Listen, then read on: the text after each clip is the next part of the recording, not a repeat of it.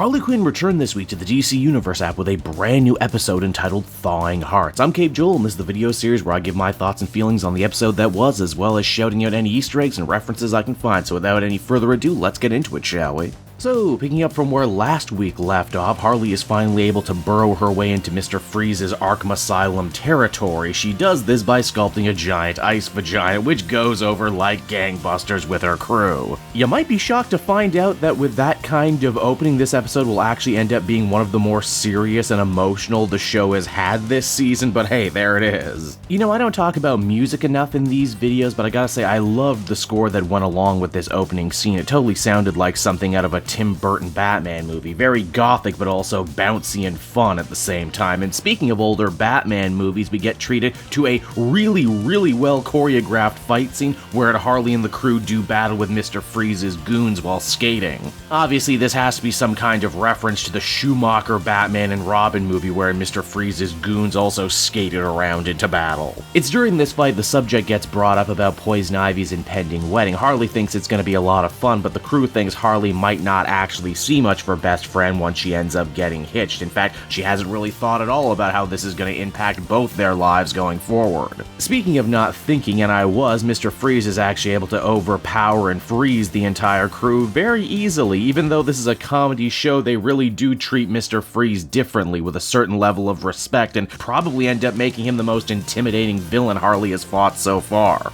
Now, at the other end of the episode, in a hard-working B-plot, Ivy and Kite Man try and get a proper venue for their wedding, a hard thing to do in a post-apocalyptic Gotham City. Chuck Brown has his heart set on a certain place because of its connection to Clint Howard of all people. But things end up getting very complicated when his arch-nemesis, the Condiment King, aka Mitchell Mayo, makes the scene, the only Batman villain who might actually be lamer than Kite Man himself. Condiment King actually first appeared in animation in the Batman the Animated series, and much like Harley Quinn herself, King is a Paul Dini original creation. And he also just so happens to be voiced by Alan Tudyk, meaning once again we are that much closer to an all Alan Tudyk voiced episode in the future that I'm sure has to be coming. This segment gets some really great laughs and again further sympathizes Kite Man as a character.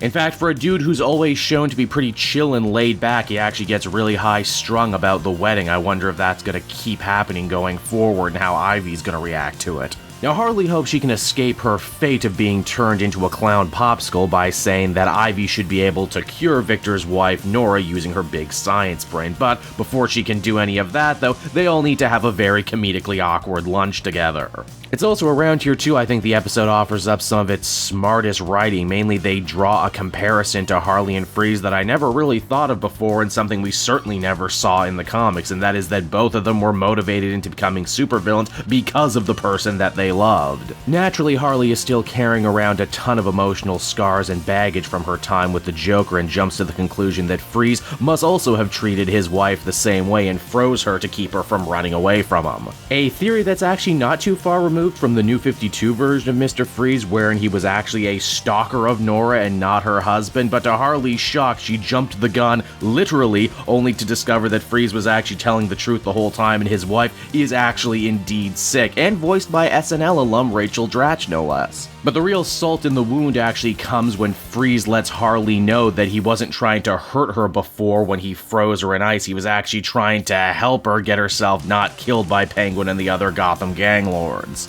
This means Harley and the crew is that much more invested in helping Freeze. Poison Ivy leaves her wedding plans on the back burner to help out. Heck, even Kite Man himself takes one for the team in multiple different ways just to try and be of use here. In fact, all of this is a nice little microcosm of the bigger theme of love that's at work in this episode. Poison Ivy dropped everything she was doing with her wedding to help Harley out because she loves her so much, and Kite Man in turn gave up his dream to help Ivy with what she was doing because he loves her so much. Ultimately, Nora can live again, but Freeze will have to sacrifice himself in order to offer up some of his own healthy, modified blood as a transfusion. And you know what? It's a genuinely sad and emotional little scene in a comedy show that only moments before was making jokes about testicles the size of Dippin' Dots. The only problem is, once Nora lives again, she's not exactly a fan of how things went down. In fact, she's so angry, I wonder if the show is going to try and work up to her becoming Mrs. Freeze like she did in the comics very very recently. I mean, after all, shouldn't there always be one major ice gun toting villain in Gotham? And so that was Thawing Hearts, and once again, you know, what a nice pleasant surprise. Just when I think I have this show nailed down, they throw another big curveball my way. This episode had a lot of great jokes in it, but even better character moments throughout. Harley has come a long way since her time with the Joker, but it's clear that her experience has really damaged her view on love and relationships. It's only when she sees a little bit of herself inside Mr. Freeze's own plight does she realize what's wrong, and that problem isn't magically fixed by the end of the episode either. In fact, they kind of seek to imply that if Harley can't get this part of herself under control, and soon, it might actually end up causing big problems for her friend's upcoming wedding. Also, first Scarecrow, then Penguin, now Mr. Freeze. This show is really setting a precedent that it can kill just about anybody, and when they die, they will stay dead. Well, unless you're Poison Ivy, but then again, you have main character plot armor. Overall, this episode was a real winner from start to finish and a nice showcase for what the Harley series can be capable of when it comes to balancing multiple tones all at once. And so that'll just about do it for me, everyone. Until we meet again, this has been Cave Joel. Thank you so much for watching. If you like what I do, be sure to check me out on Twitter and social media so you always know when a next video is coming down the pipeline. So until then, everybody, bye-bye.